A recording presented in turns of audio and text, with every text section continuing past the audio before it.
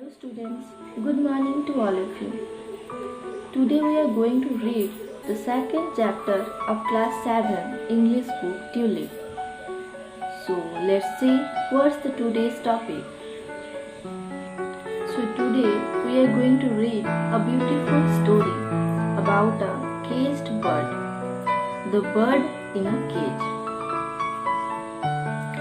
तो चलिए देख लेते हैं ये केज्ड बर्ड क्या होता है। देखिए यहाँ पे हमें एक टाइटल मिला है the bird in the cage. एक पंछी पिंजरे में, इन द केज मतलब पिंजरे में, तो पिंजरे में पंछी। तो जैसे कि हम जानते हैं टाइटल हमेशा पूरा स्टोरी को दर्शाता है। तो इससे हमें पता चल ही चुका है कि जो स्टोरी है एक बर्ड की है, एक पंछी की है जो पिंजरे में है। तो क्या हो सकती है इसकी स्टोरी, चलिए देखते हैं। A merchant had a pretty bird in a golden cage. एक व्यापारी था जिसके पास एक सोने का पिंजरा था और उसके अंदर एक बहुत ही सुंदर सी पंछी थी, चिड़िया थी। He loved the bird. उस पंछी से वो बहुत प्यार करता था। He gave her seeds to eat and fresh water to drink. वो उसे खाना देता था। खाने में क्या देता था? Seeds मतलब बीज देता था, जो दाने बोलते हैं हम लोग। Seeds देता था और fresh water ताजा पानी देता था पीने के लिए। And every day before the merchant left for work, the bird sang to him sweet songs that filled him with joy. तो हर दिन जब व्यापारी काम से लौटता था तो जब व्यापारी काम पे जाता था, before the merchant left for work मतलब जब घर से वो निकल के काम के लिए जाता था, तो क्या होता था, उसकी जो सुंदर सी पंछी थी उसके लिए बहुत मधुर सी गाना गाती थी, और जिससे जो व्यापारी था वो बहुत खुश हो जाता था।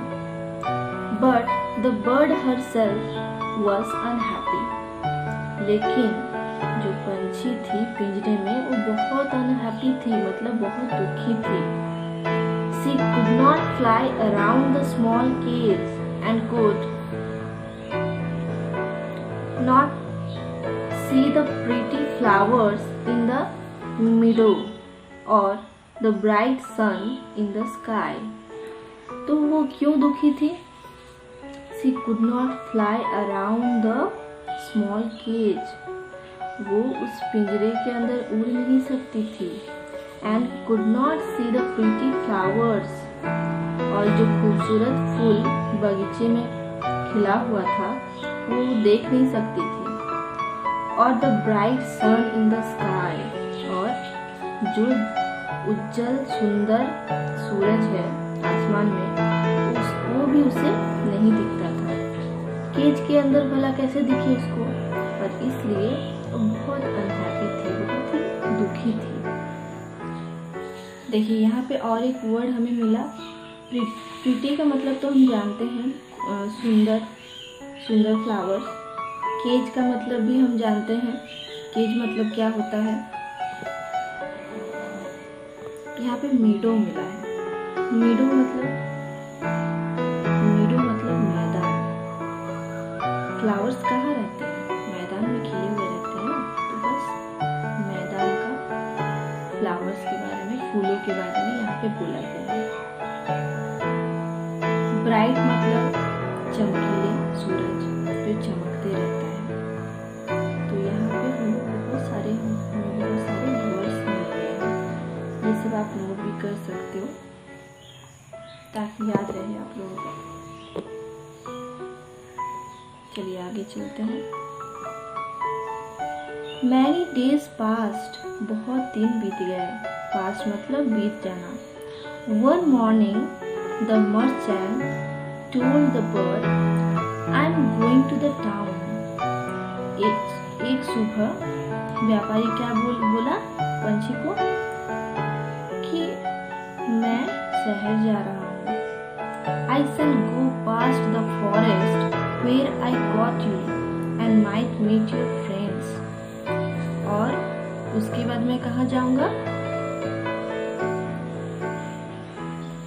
और उसी शहर के पास वो जंगल है जहाँ वो जाएगा, मैं उस जंगल में भी जाऊँगा जहाँ से मैं तुम्हें पकड़ के लाया था, जहाँ तुम्हारा घर है।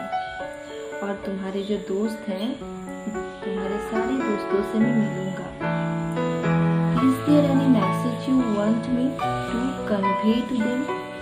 क्या तुम्हें कुछ मैसेज देना है उन लोगों को? मैसेज मतलब क्या? हम कैसे मैसेज देते हैं? फोन से देते हैं। तो वैसे ही कुछ मैसेज, संदेशा, समाचार या संदेश कुछ उन तक पहुंचाना है तो मुझे बता दो, मैं पहुंचा दूंगा। तो पंछी बोलने लगी, The bird said, Tell my friends that I miss them.